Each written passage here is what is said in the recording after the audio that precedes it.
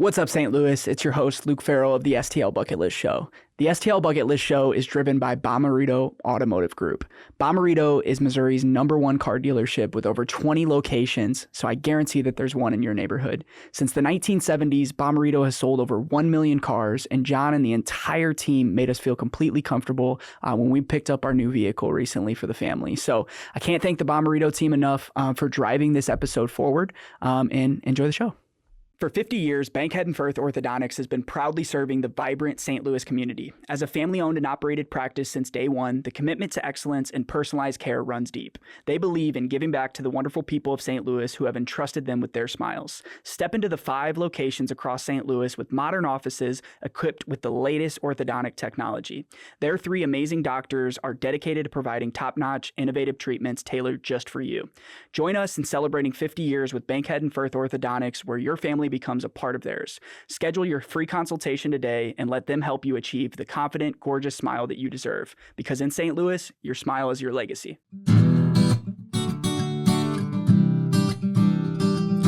If you want to hear about St. Louis, tune in to the Bucket List Show weekly. Hear what Marissa and Luke say. It drops every Wednesday. Got a dope new guest every single week. Buckle up for the ride. Who's it gonna be?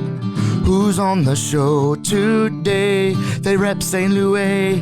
What to do in the loo on a late night, or maybe what to do on a date night. Yeah, Bucket List has you covered. They know what's going on. What's going on? They'll give you, hey, 18 different things to do, or 19 if you need one more to choose. Yeah, this city is a place we call home. A place we call home, yeah. What's up, St. Louis? We're back with another episode of the STL Bucket List Show. We've been doing this for about 2 years now. Each and every Wednesday, we drop a new episode highlighting the people, places, and events that make St. Louis special. It's usually Marissa and I on the show, but we're kind of playing parent duty, so we're going back and forth. She'll be back on the next couple episodes, though, 100%. But I got a special solo episode today with Nick Bognar of Indo, Sado, and newly opened almost Pavilion. Yep. How you doing, Nick? Good, man. Thanks for having me. Yeah, man. I appreciate you coming on. I mean, obviously, I've been to your restaurants. I moved to South City. So I'm from St. Charles originally. When I moved to South City in 2016, 17 probably. That was right when you were about to open Indo, I think, around that time. Yeah. So I remember going to Indo. And then Sado went there when you guys opened. And then our first date night post-baby was at Sado. I think I remember that. Yeah. Yeah, I want to say I remember that. First baby. So we sat at the sushi bar. We told your staff, and we're like, yeah, it's our first, because it's the first time we could have sushi. Yeah. She could. I gave up sushi, too, because she couldn't have it. That's actually really nice of you, man. Actually, a lot of guys do that, which is they cool. Do. A lot of people come right after they have a kid, and it makes me really proud to be the place people choose. Yeah. You know, they're like, this is the first sushi I've had, you know? Yeah. So it's always a nice compliment. We thought about ordering it to go, and I'm like, no, like, we can't. It's like, although we could have ordered it, but it's like, if we're going to go, we're going to go. Yeah, just go all out. You know, get all the best like, stuff. That's the thing. Like, now you see the people in, like, the baby rooms, they'll, like, have this, like, tray of sushi, and I'm like, that's too soon. That's like, fun wait too. until you get there. Sure. But I want to first talk a little bit. Obviously, people know you from your restaurants, but I want to learn a little bit more about you. So your roots to St. Louis, are you from the area? Yeah. Kind of tell us your story growing up and what led you to the kitchen. Yeah. I grew up in South County, actually. So I went to Melville High School, in case anybody's wondering or whatever.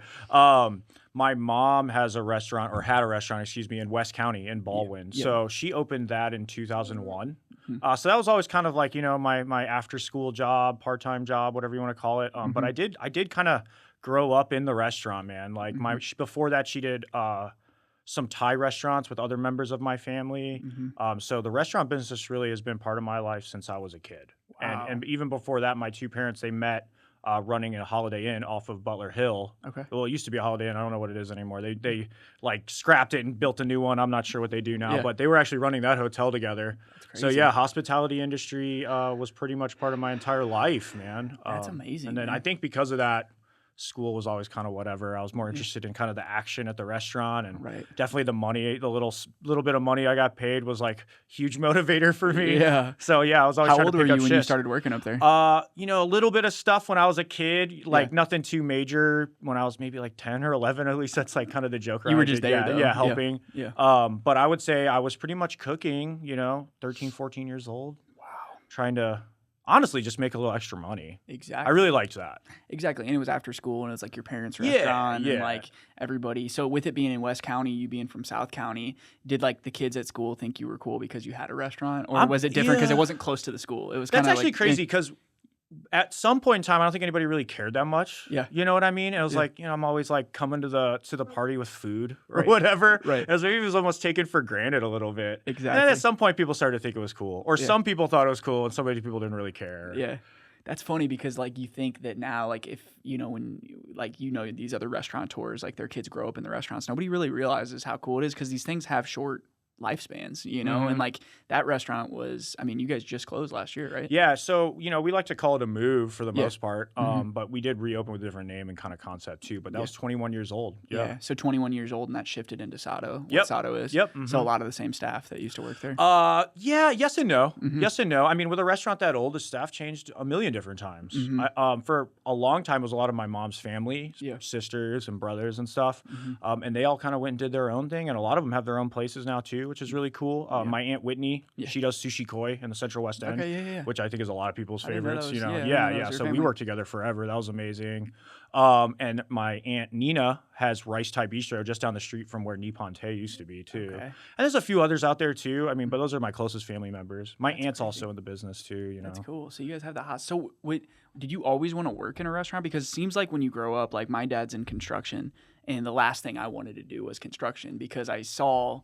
I'm like, oh, that's really cool that they're doing that, but like, I want to go do something else. Did you have other passions before that, or was it always? I don't think I ever like settled on a job. I know at one point in time, I struggled with a lot of school subjects. I just wasn't really interested. Right. But I loved like learning about history, like reading history and stuff like that. So actually at one point I thought maybe I'd do like history teaching or like professor of history or something, which is actually like now I'm like, no way. But that's the only real thing I ever thought about doing besides cooking. Wow. But all the way up until I think about senior year, right? It was always kind of apathetic, like, oh, I got to work at the restaurant. Like, I'd rather go hang out with my friends, stuff like that. But I did like kind of that autonomy. Like, I can afford my own things. I can kind of go around. I bought my own car. Yeah. So that was big for me.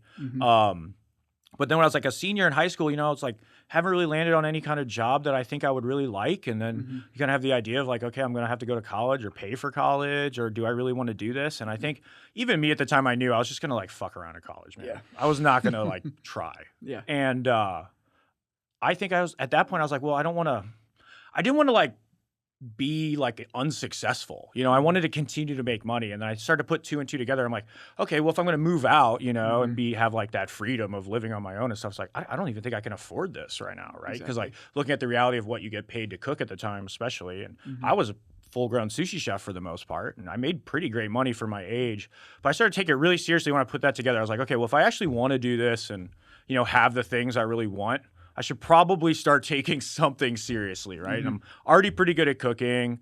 And I was thinking about this one time. I was in a South Technical High School, and they had a cooking program. It was like the first 2 years they ever had it. And so I did it. And honestly, I did it because I knew it'd be easy, right? And I was like, I'll just like have fun for half the day. Cook. And then my teacher liked the fact that I could cook a little bit, and he had me come help with all these catering events. And I really like him. He kind of helped me show what I could do with cooking. Like, hey, Nick, if you take this seriously, you could be a good chef, actually. I believe in that with you. Right. And there was a week where he pulled me out to do like 5 different catering events. And then my mom had a cook sick or something, like whatever restaurant thing was going on that week.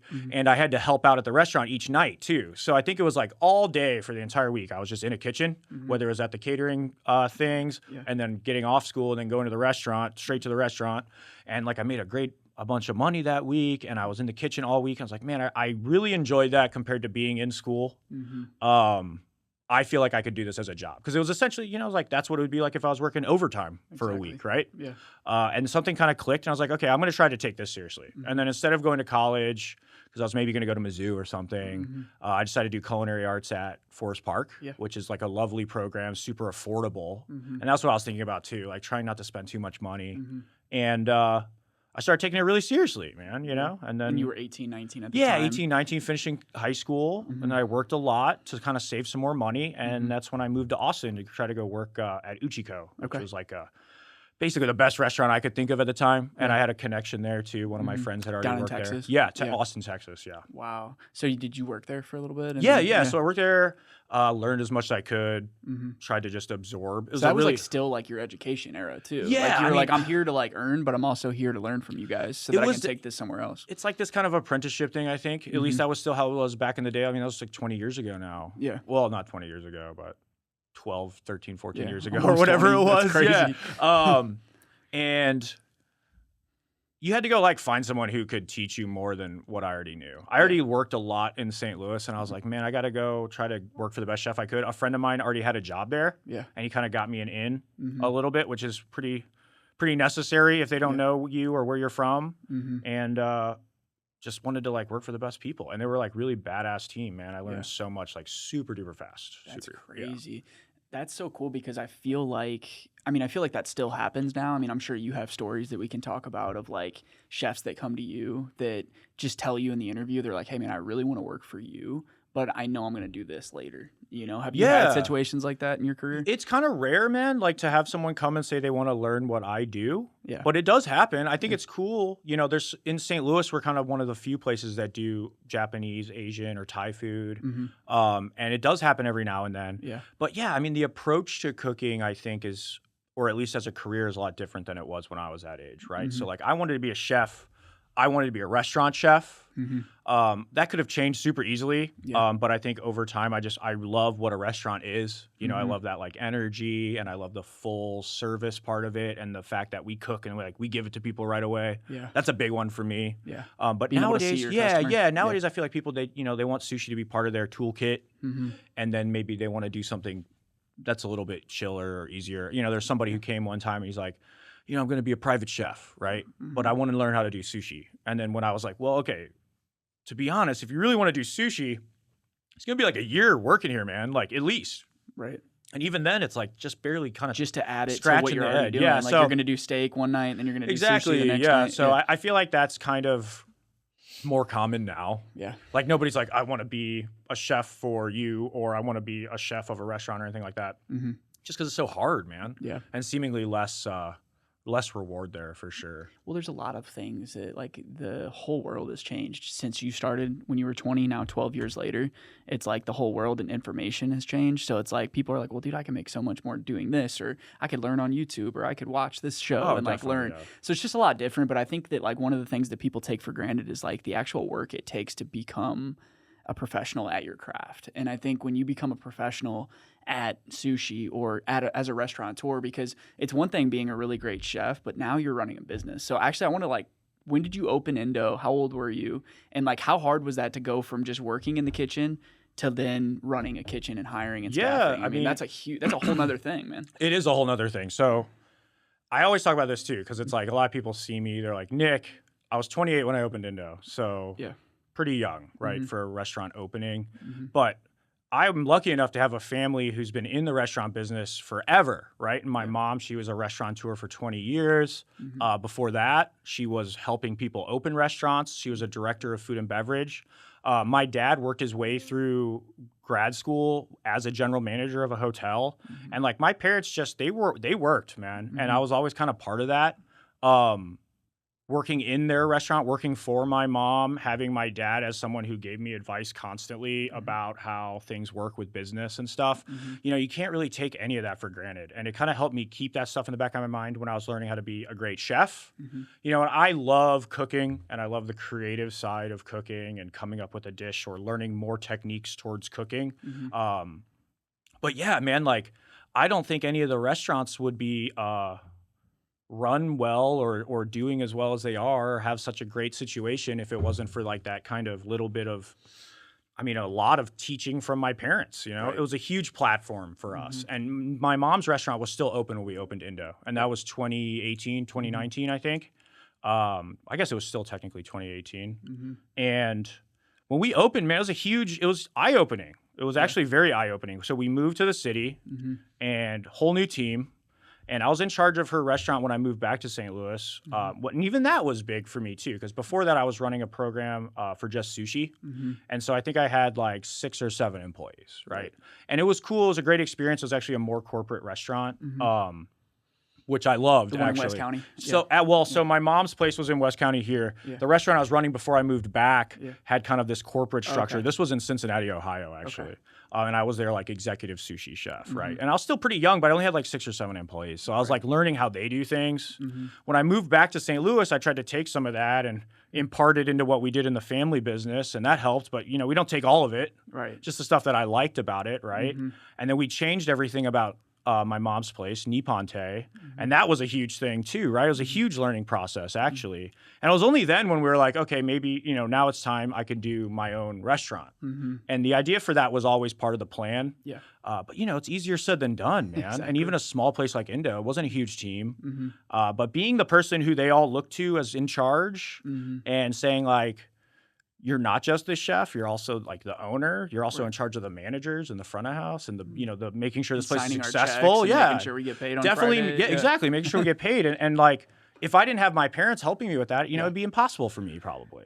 I love that you shouted out that, because I think that everybody wants to be an entrepreneur, but then they don't see the ugly side of it. They see you in, Food and Wine's Best New Chef. They see you in Bloomberg. They see you in all this, but like the day-to-day is what causes all of that. Like you're staying up all night. Like when they clock out, they're going home, and it's like you're clocking out. So what were some of those struggles that you had at Indo when you first opened? Because I'm sure you opened, you have all this excitement, but it's a different spot, it's in a different location. So what were some of those struggles that you had when you first opened? Yeah, I mean, the excitement wears off a little bit too. I always think about when we open a place too, it's like first 6 months, it's actually easy. It's like, okay, you're crazy busy. Yeah. It's clearly obvious that you have to work hard while you're here, right? It's obvious that there's a lot to do, and it's obvious that we're all in on this new vision and trying to make sure it's successful. And that initial polish wears off, and then for everyone who works for you, it's just a job now, right? Yeah. And it goes from, oh, like I'm part of this big exciting thing to, okay, well, I'm a line cook at a restaurant, right? And it's, making sure people still see the value in where they're working and feel like this is something that they want to continue doing in the future, and that this place is their place too, as much as it is yours. That's a huge part of our day-to-day. It's like so important to make sure people see that vision, right? Yeah. Something that happened for me at Indo is I was good at running a kitchen, and I wasn't super awesome at managing, I guess, or in general, broad terms of saying it's like managing people. Yeah. You have all these different personalities, right? And of course, you have to kind of understand each person's going to be different. And I think at one point I felt like paranoid, I was like, I don't know any of these people. All the people I worked for before that, we worked together forever. Yeah. And it was like, oh, this is how it is, right? And what I didn't realize, like, that wasn't me who had that stability and that foundation. The culture that was my mom's culture. Yeah. And those people worked for my mom. Right. And yes, they worked with me more directly, and some of them came to come work with me at Indo, but they were there because of that foundation and that stability. And now they were here with me. And even those people weren't sure if that was going to be the same, or if this Indo thing was even going to be worth their time, or if it was what they even wanted. Right. Exactly. And there was a lot of times where I didn't really know all the new people, and I wasn't sure how to make everyone happy, right? And I was like trying hard maybe, and to a point where I was indecisive. And I think there's a lot of times where I should have made decisions that you're not going to make everyone happy. Yeah. And sometimes there's going to be times we have to make strong, hard decisions. And there were times where I didn't do well. I was like too passive about it, and I let things kind of fester. Yeah. And other problems came from those problems. And there was time where I definitely should have probably taken some people out of the equation when they needed to be, and everybody felt the same way. And usually people kind of see themselves out the door anyway. Yeah. But there were some decisions that I should have made more assertively, and I think I was judged by my kind of lack of decision making there, But learn from that and just realize, like, can't please everyone. You have to do what's best for the restaurant, what's best for the business, and kind of garner a culture and a team of people who are like giving you and giving the team back, not just kind of working for themselves, and just, it's not going to be easy to do something like that. Dude, it's not. And I think that's the beauty of it, is like when you're building something, it's like, how do you paint the vision? And I think the easiest way to paint the vision is not talking, it's how you lead. And I've noticed that with you, is like a lot of times when I'm at your restaurants, you're working the line the same way. You're not just, although yes, you're bouncing between both, but like you have to show by example. Like people are there to learn from you, and then they see you working every night, or when somebody's like, I saw you put something on Instagram, you're like, hey, somebody's out this week, like I'll be on the sushi bar all week long, like come see me. And like that's the thing, is like you're picking up the pieces of that. But now you've been doing it, for 5 years. You guys just celebrated 5 years at Indo. That's amazing. Yeah, that's crazy to be think around about for every time 5 someone years. says that, yeah. And you're 28, so I'm 28 now. So you were 28 when you started that. Now you've lived like a whole lifetime since you opened feels Indo. like that. And you're only 4 Actually, years older yeah, than it me. feels like that. So it's crazy. But then you open Sado, and Sado's this huge place. I mean, I went there and I'm like, dude, this thing is way bigger than Indo. It is, it's like 6 Indos all in one. So Yeah. tell us about that, the pressure that comes with opening a spot like that. And you're in a neighborhood that's a traditional Italian neighborhood. That was probably something to, they've never seen anything like that in that neighborhood. Yeah, it was a thing, actually. What did that used to be? It was called Giovanni's. Giovanni's, yep. Yeah, and they I were remember open for a really long time. And Yep. I actually enjoyed eating there a lot. I used to eat there when I was a kid. Yeah. That was part of why I thought the Hill wouldn't be a big deal.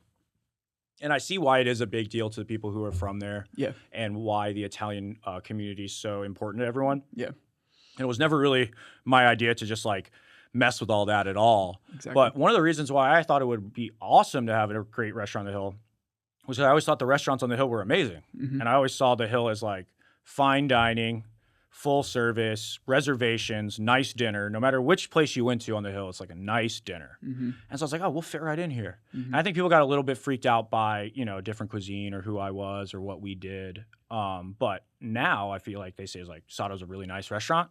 And that's what we like, So yeah, I always saw the Hill as like, you go there for your dinner. Yeah. And then it's not really where you hang out to like get wasted and walk around, right? Exactly. Like, you go to the bars, a different neighborhood, something like that. So I love that about the neighborhood for sure. And it's fine dining. I talk to people out there and like, no, this is great. Like this is like Yeah. to bring in like a different, because it's like you said, you go out there, but it's like coat service, it's valet, it's all these different Totally. things that the Hill serves. It's a special occasion. Yeah. Even if it's just a normal Tuesday night or something, like it doesn't have to be that special occasion. But if you want to have a nice dinner, it's like I can't recommend the Hill enough for that. So what's it been like now? I mean, you guys just opened last, was it last year? Yeah, we're like a year and a half now. Year and a half Almost now? a year Dang, and a half. dude, Yeah, that's fast crazy. too, actually. So now you're opening your third concept, the Pavilion, which is on site there. So tell us a little bit about that and what you guys are hoping to bring with that.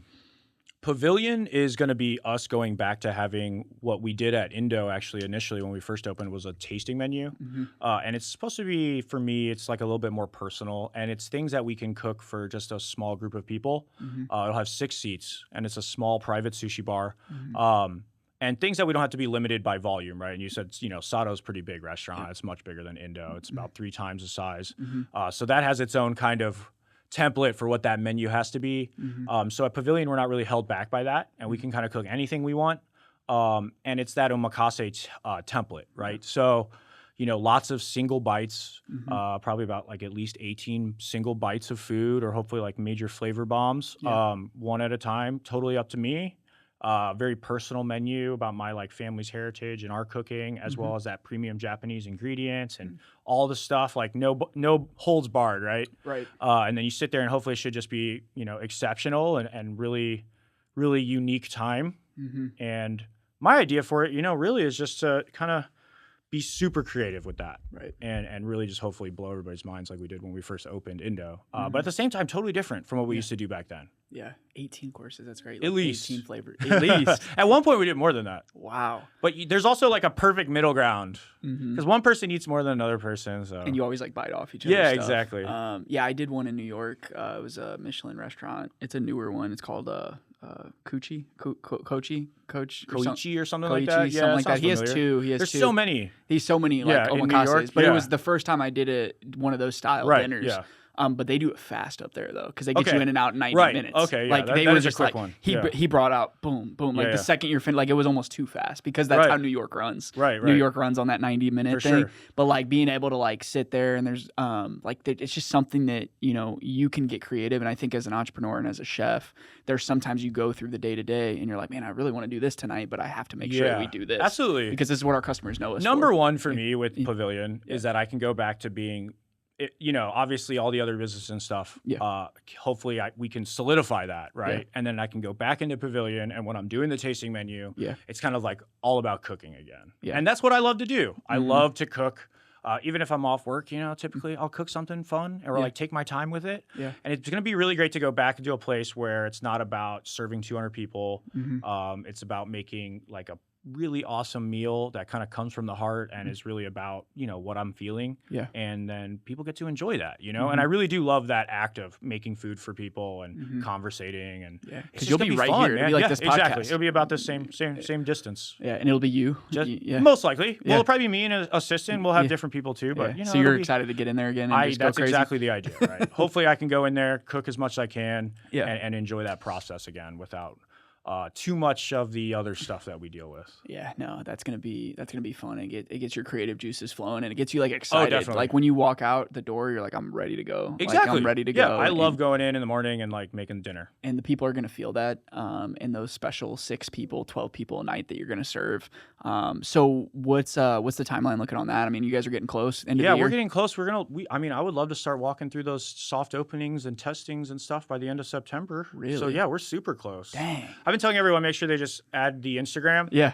Because that'll probably be first place we put the tickets. Okay. Yeah. That's crazy. I'm sure everybody's going to write about it too. But so you've been known for like dry aging a lot of your stuff I see on your Instagram. And like when you do the sneak peeks, like when you're about to open a new restaurant, you like to post like some of the ingredients. The fish stuff? Yeah, some of the totally. fish. So where did you learn that in Austin, or did you learn that actually that was the beginning of learning all that stuff for sure. And then I think past that, it was more about keeping in touch with some of those mentors through that restaurant. And these are guys who are just exceptionally good at their job as well, and just constantly learning, you know. At Uchiko, we didn't do a ton of it because of the volume of the restaurant, which can make it really difficult. Yeah. Nowadays, I feel like most people are trying to do the fish aging because it's actually a really great way to store all of this stuff without having to like freeze it. Okay. But it's really cool. You're basically taking whole fish and allowing it to dry out a little bit over like either one day or the longest we're doing is like maybe a week. Okay. And you take off what you need for the day and you use it right away. And as it ages, it just improves. It's just a lot like steak, right?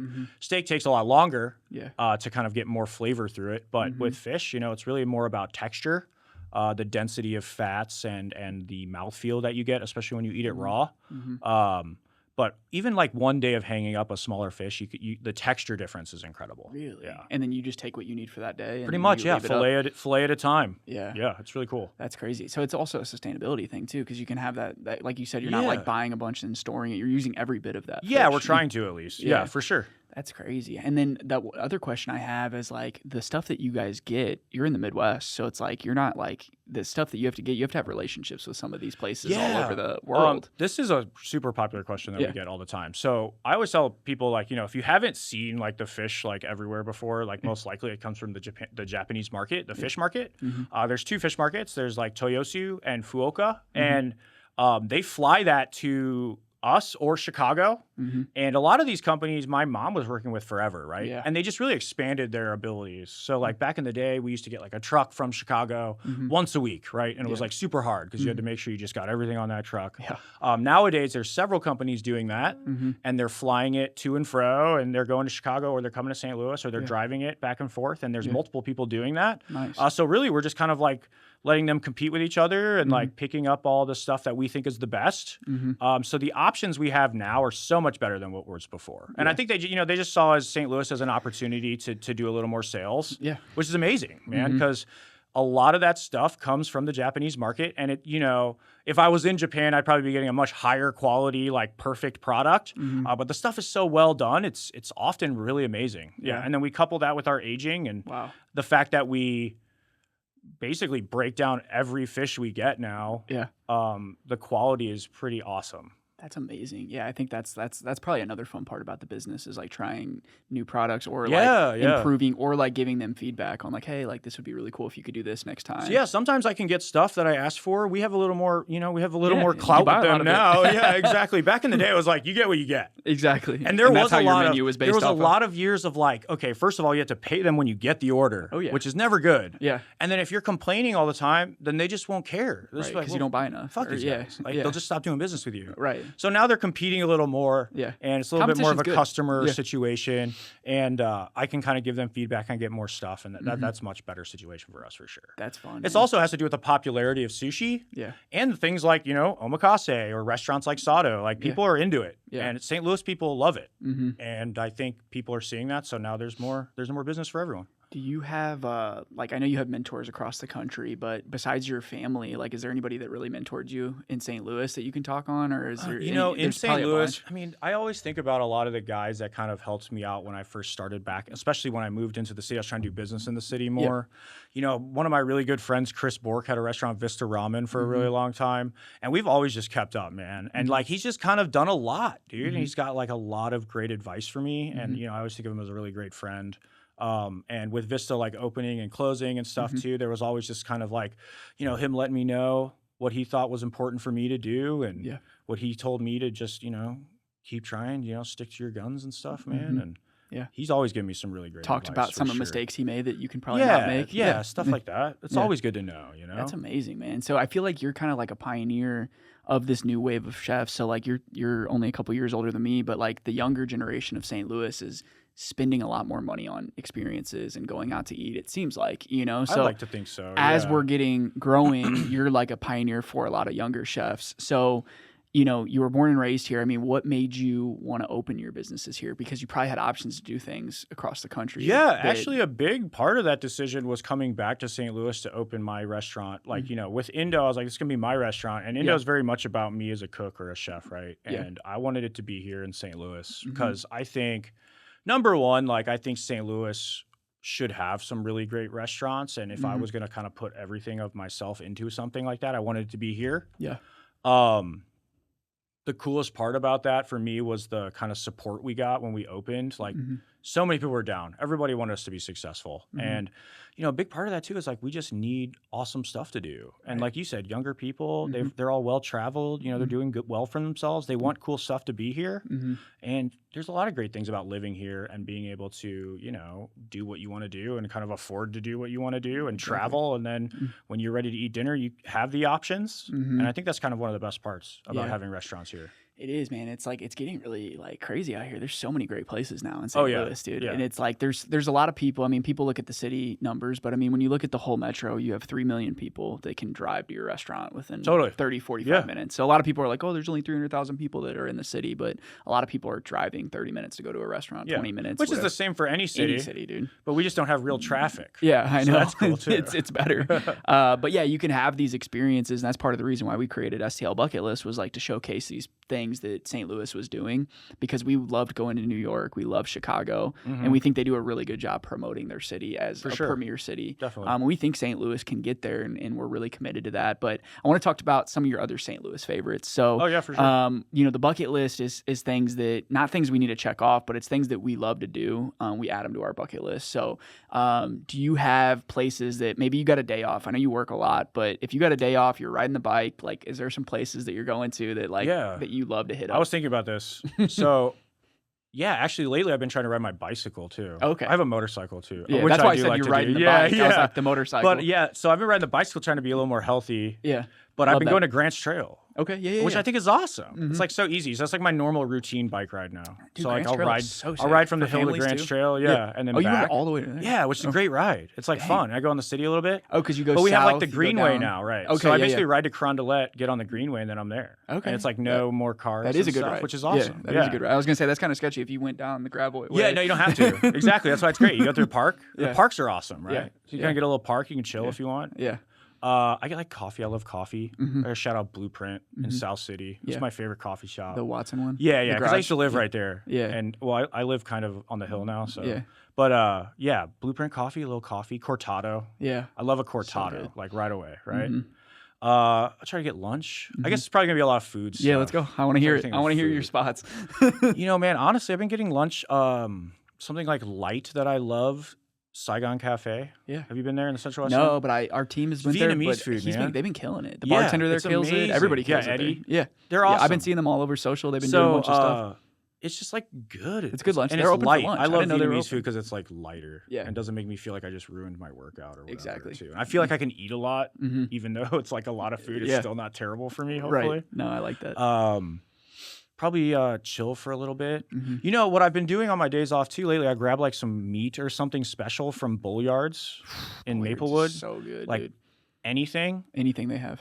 Obviously steak sounds really nice all the time, but like I got these like amazing pork chops from them or like some charcuterie stuff. And then I even got some bone marrow from Chris the other day and just like made my own roasted bone marrow for like a little snack. Just scraped it was so good. I'll probably go to dinner somewhere nice. Lately, Little Fox is awesome. Yeah. I went to Little Fox, I had such a good dinner. And sit on the patio too, because it was like super nice that night too. Yeah. And I don't think it was like, I don't know if maybe people thought it was too hot or whatever, but they just had like some availability on the patio, and I just was able to kind of like last minute get in there. Yeah. So that was awesome. It's a good spot. Maybe after dinner, go get a drink. One of my ex-employees and friends has a place called Kenny's upstairs now. We we get cocktails there too. Because it's like this dive bar, and they have like a pool table, and they got like these low lights, and it's very like no frills. But the cocktails and stuff or anything they make are like really good. And they're really affordable. Because Kenny's like a kick-ass bartender. Yeah, dude. So it's like nothing too fancy, fun, but you can have a really nice drink there. Dude, I've been hearing a lot about him. That's See, I had a baby, bro, so I haven't been able to go out as much. But Kenny's upstairs has been hot. It's worth a stop for sure. It's also in my area, a lot of industry people South are going City. there. Yeah, a lot of industry favorite for sure. And I see like they do like really good happy hour, and they're open late. Like that's the thing. It's a very consistent joint. You have to be very open. consistent You're joint. open when I show for sure. up. Little Fox too. I've been there for brunch a few times. I haven't been there for dinner in a while. Oh, you gotta go to dinner. Yeah. So like they changed their menu like seasonally. So that was one of the reasons why I went back recently, and I was just like, great, man. All the new stuff is amazing, and then they still had some of the killer things I had last time. And They it's just got a good brand. easy win, man. It's clean in there. Their brand's cute. Like it I feels like a their very logo. New York restaurant, It like a does. neighborhood Brooklyn type joint to It me, which I does. think is what the appeal is. That's crazy, man. So like, do you get to go out a lot still, or not as much? I try to. Yeah. We try to go to dinner and stuff. I've been cooking at home too. Yeah. So. Dude, Boyard's is so good, dude. I went and got there. If I'm making like a nice, Yeah. like it's like a nice thing, like we're planning on grilling or something. We're planning on cooking at home and like chilling at home and having a little wine or whatever. Yeah. It's like you can kind of center that evening over something a little extra special protein wise. Yeah. Like that perfect piece of steak or that perfect piece of pork chop or whatever. Yeah. And it's just a little bit better. Yeah. And I feel like that's something that people don't think about enough, because in the restaurant, it's like, yeah, of course, we're gonna get the best piece of pork we can, Right. and sell it for like more money, right? Right. But when you at buy for home, yourself- you go to Schnucks or whatever, Yeah. it's kind of whatever, right? So you should get the nicest piece of meat you And it's can. not that much more expensive either. Oh, it's not I mean, it's much a more little bit, expensive but at all. I even cook with their It's tallow well there. I worth use it. their tallow sometimes Yes. to cook in. That Well, they beef have tallow, they have Yeah. demi-glace, they have chicken stock, and they make it all themselves. So Yeah. it's like you can make your job easier, Right. and then have a really extra good piece of pork for dinner. I think that's another thing people are doing is like we're spending more money on food in a healthier way too. I hope like, so, I yeah. think that people are. They're like, hey, let me like spend this money on this or this, and like in like gym memberships and getting outside just so that they could like live a healthier life. Yeah. And then like you said, it's like, what is it like when you go to Schnucks? Like you never know what you're gonna get. And shout out, like we love Schnucks, but shout out like Schnucks and stuff. Well, it's like, but- okay, I'm still going to Schnucks. Yeah, absolutely, But absolutely. When it comes down to it, it's Yeah. like, if you get something a little more quality, I think the value is obvious, Mm-hmm. right? And a place like Bullyards, they know what they're doing. They're all experts, man. You Yeah. ask them, hey, I wanted to make this thing for this dinner party. I mean, they could like walk you right through it. Exactly. And that's kind of the part of Everybody that works there, too. Kind of part of it.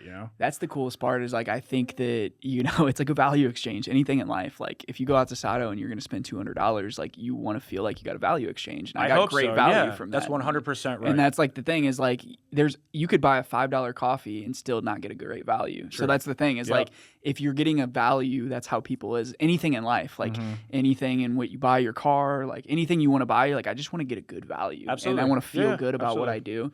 Yeah, we're always balancing those scales, right? Yeah. And at the restaurant, it's always like, okay, if someone could do a dish that I charge a lot of money for because of the ingredient, but they could just buy that ingredient and make it at home, then we're not really doing our job as a restaurant. Yeah. And that's something that we really push hard when we do the menus, right? We're like, okay, people can't do this at home unless they spent the next 3 days cooking, right? It starts 3 days ago. Yeah. So most dishes that we do, like, you have to be prepping constantly, or otherwise 3 days from there, you're going to be out of that product, right? Exactly. So it's always about the time we put in and just the knowledge and that craft, like you said earlier. Yeah. But yeah, man, it's a value there. And then it's an inherent value when you eat it and you're like, oh yeah, I'm not making shellfish stock for 3 days, right? Like no one wants to do that. Yeah. You don't want your house to smell like that. Exactly.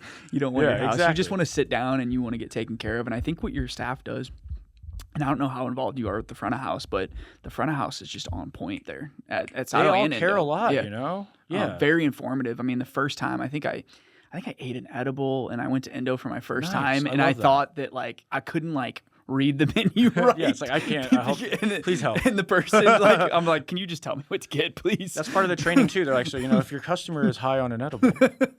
No, I think that's the idea. Yeah. Nobody really knows about what we do. They don't really know shit, right? Exactly. And it's like, we talk about this all the time. Like, Yeah. They don't know shit. Of course they don't. Yeah. Like, we don't expect guests who, they could be the smartest person in the world, but they don't need to know about sushi. Right. Right. So it's our job to show them. Yeah. Like, and we're like the you open up guides. this huge menu and it's very small and cursive. And it's Yeah. like, just tell me, like, hey, usually people start with this. And one of the cool things at Sado lately, the last couple times I went there, they'll bring a dish out to me just to try it. Yeah, if you we guys love had doing something that. extra. Yep. I noticed, I saw you guys bouncing around. Yeah, we love doing that.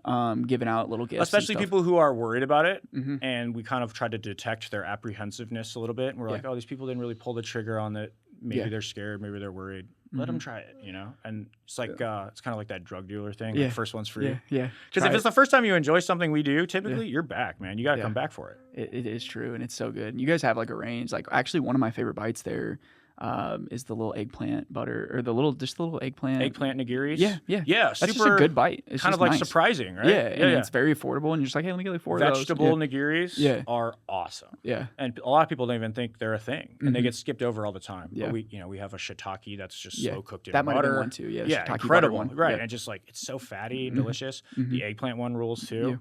And we also do an avocado one, which I think is like probably the most underrated. Yeah.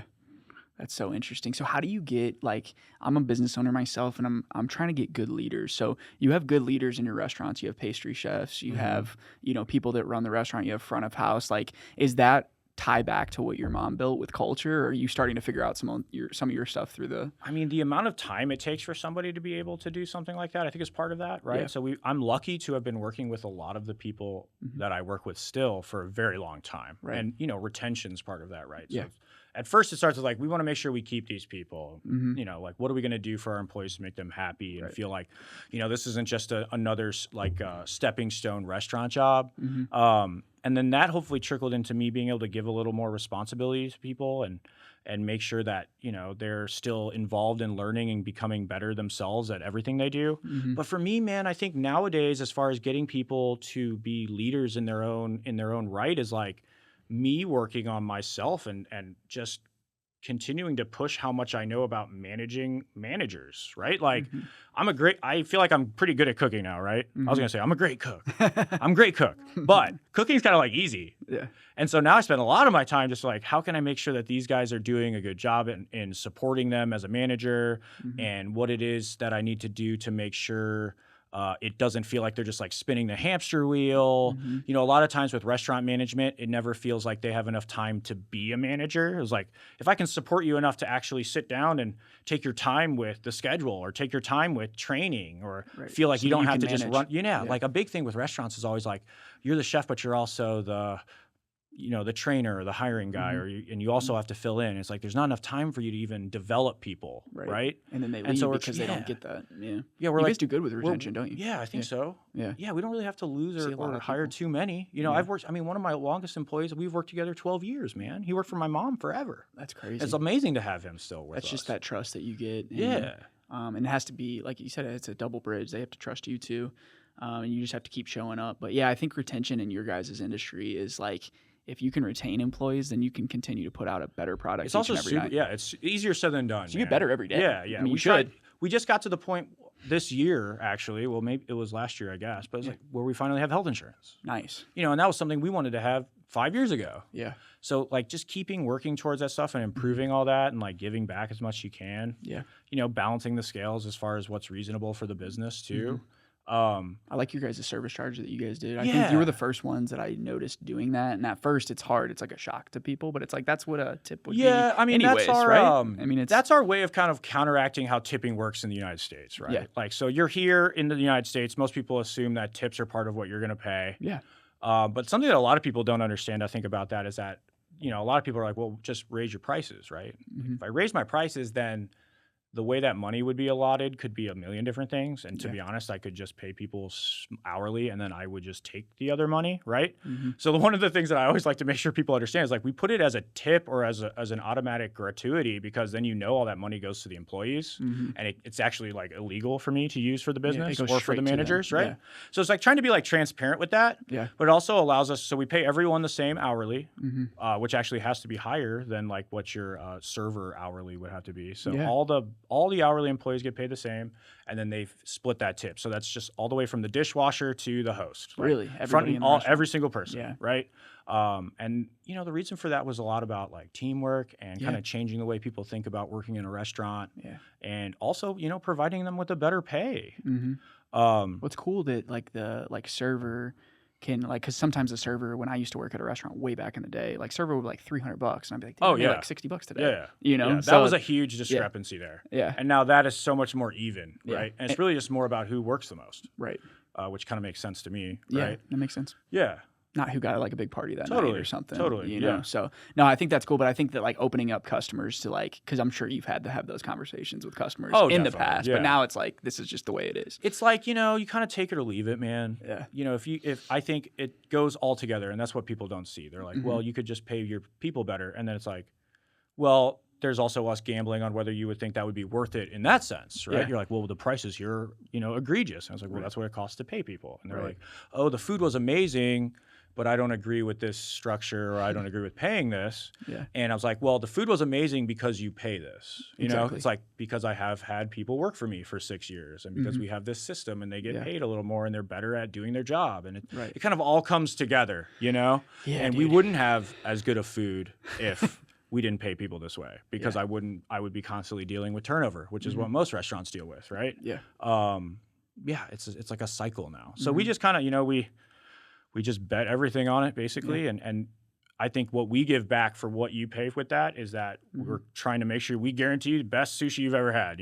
That's our goal, at least. Right. And the funny thing is like that would be what people should tip. I would hope so. Yeah. I mean, right. And like I said, a big part of it is how tips work in the United States. If this was like Europe or whatever, and tipping wasn't how that worked, then sure, we wouldn't have to do this. You know what I mean? But I think people don't understand. It's like we're kind of stuck in this corner of like, we have to run our restaurant this way. Because most people would probably just choose the place that charged way less or whatever. A lot of people I'm seeing a lot of other restaurateurs are like doing the fast casual thing, which is like, that's a big part of it too. Which is cool, but it's like, is it though? Like I don't want to go. I mean, I love fast casual in a theory, but I also like want to have an experience too. Exactly. So as much but as I get why they're doing it. It's a better business. As much as I don't mind going to a fast casual restaurant, especially if it's awesome, right? I think that there's certain beauty in a really well run full service restaurant. Right. And it's almost like, okay, I love minimalism, like I like cool new apartments and everything's real clean and cool. Yeah. But you still go to like Versailles and you're like, wow, that's amazing. Exactly. Right? And it's like, I don't want to lose restaurants that have service. I don't want to lose restaurants where the sushi chefs kind of like are badasses and know exactly what they're doing. And it's not just the, replication style sushi or whatever. And there's a point for us to do like amazing stuff and try really hard. Especially doing dishes that aren't necessarily easy just because they're easy. It's like, if every dish was like, oh, we'll just do the easy dish, it makes us money, anyone can do it, then every dish on the menu would be like totally whatever by the next 3 years, man. And we still have to make sure we tell ourselves too. It's like, yo, listen, like as much as I keep saying I want to do this way, I want to take out this ingredient because it's easier. It's like, but now the dish isn't as cool. Now the dish isn't awesome. And, I feel like a lot of stuff kind of slowly shifts towards that way. Yeah. And that was kind of part back to where I said, I was like, I fell in love with the restaurants and being a restaurant, like being a place where you order and then we make it and then you get it while it's still hot. And it takes some skill and it takes some creativity and it takes some a good server to tell if you're going to like it and the whole 9 yards. And there's a beauty in that. Like it's hard. It's not easy. Yeah. And you go to really great restaurants like that and, it trickles down. So obviously Pavilion, you're putting a lot of your focus into that. But do you have this vision? I'm sure you have these long-term goals. Because if you look at life like I do, we have these runways. I think of every 5 years as like a runway of like, oh, I can build this. Like everything takes time, but like 5-year plan. Do you see yourself as like opening more concepts, or do you want to just be really good at, I mean, obviously you want to be really good at what you're doing, but like, do you see yourself wanting to expand concepts, different concepts throughout? Like, do you get that creative bug all the time? Yeah, like, let me come up with this new name. Let me write this. Definitely, like, definitely. Yeah. I mean, so I just threw like a really fun pop-up the other day called Cal Soy Cowboy. I didn't even hear about Yeah, that. so it was like kind of just a really, it happened fast, you know. And Cal Soy is a dish from northern Thailand that my grandmother used to make all the time. And it's kind of more famous than it was back in the day. But it's something we used to do all the time for lunch at Indo, actually. And I wanted to make it, and I wanted to kind of center this really fun, it probably would be more of a fast casual vibe, but different from all the stuff we're doing right now. And so I threw a pop-up, man. I thought that was a really great way for like an output of creativity. Do it once. Yeah, like, yeah. Oh, if I really like it, I'll do it again. I'm definitely going to do it again because it was awesome. It was really fun. But when I think about that, that's when I'm like, yeah, I mean, I wouldn't say no to doing more concepts. But with Indo, with Sado, with Pavilion, we don't want to overexpand, that's for sure. Right. And we don't want to get away from that like whole thing that I just talked about where it's like, I want to make sure that the experience is like 100% and the effort is there, right? So yeah, maybe one day we could do another one or something cool. Yeah. And I would love to keep adding to the scene here in St. Louis, especially because I mean, like I said, St. Louis people, they just want it, man. They'll come out in droves for cool stuff. Well, That's awesome. Room. There's room to there's grow. definitely room, I mean, too. You see other restaurateurs that have 6, 7, 8 Oh, concepts. yeah, definitely. And it works. And then, but like you said, then one loses focus. So it's just really hard, I mean, as you grow. But Definitely. I think the pop-ups are cool. I think those are going to be bigger and bigger. I think, partnerships, whether it's with hotels or anything like that, like people are doing some of that. Maybe not in St. I have Louis. seen some of that. Yeah, that's cool, too.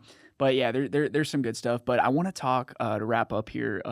So we just partnered with a local mental health institution called Birch Tree, and Birch Tree really like put us on to the power of mental health, especially when it comes to business. And I think that I lose focus now. Like I have a young family, I have employees, and I'm just like always on my phone. I'm always in my email, and I like lose focus, and I try to like realign. So I wanted to ask you, I mean, how important is the balance of mental health and business, and how do you meld those together and still have that social life, still have all that? I mean, is there anything anything you struggle with? Yeah, it's like almost hard to start. Yeah, because there's so much that goes into it. It's a hard question. Yeah, so much that goes into it. Yeah.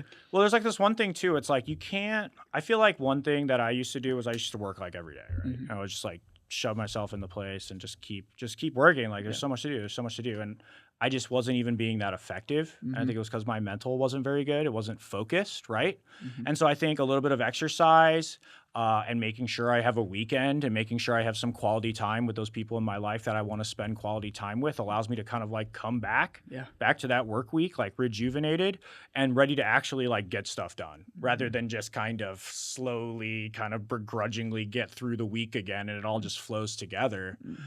So it's like, I have my work time and I work hard and I do work long hours too. But when it's off, it's like quality time, do something for myself, do what makes me happy, enjoy it, right? And then plan that next week. And separating the two, I think it's easier said than done for sure. But when you find out that, like, I think I found out that I just end up doing way more work, even though technically I'm working less, right? And that's kind of crazy. You're just being efficient. I think that balance is this weird thing that, my friends have it because they have these regular 9-to-5 jobs, and I get jealous of them sometimes because like they got like 40 days of PTO. And right. They have they sit on their computer and they're like move the mouse and they get paid, when they're like on the mouse. But then I'm like, but then we don't realize like the balance of like how they don't, but then you don't have anything to talk about sometimes because like I like talking to people that are excited and talking about like, hey, I want to do this or I'm doing this or I'm working on this. Like I like talking to people that are creating it, whether it's music, art, food, business or whatever it is. So I think that there's like the balance thing. It's hard to have. It's like, ever since having a child, it's like I'm way more imbalanced, but I'm working less hours, but getting more done, like you said, because I'm focused. Yeah, and like the second I have a block in my Google Calendar, like the second that block hits, it says family time. That's it's awesome. Like boom. I should do that too. Probably. Just little blocks. Like girl, I don't know if you're dating, but like girl time or family time, definitely. like that. Because sometimes like family time, like we're sitting there like this, like oh look what this person's doing, right? Yeah. Instead of just like quality time, man. That's quality really what time, matters. and all that revolves around food. But that's what sometimes the quality time. I gotta force myself to exercise too.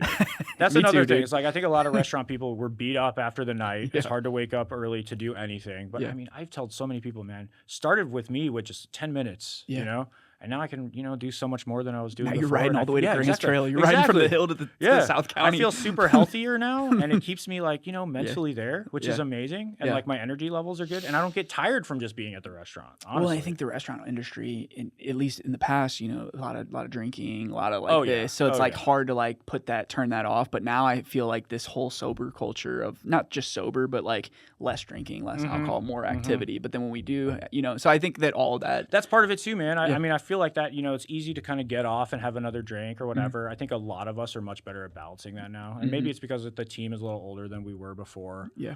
But it's about balance, man. It's just about balance. And it's so easier said than done. Right. And keeping the balance, you have to be disciplined. Yeah. And it's a little bit of discipline. Yeah.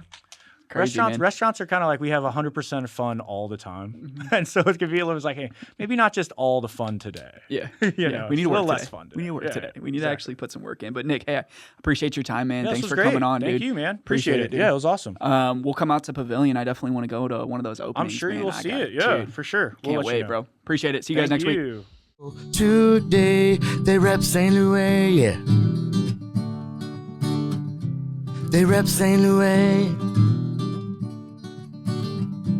They rep St. Louis.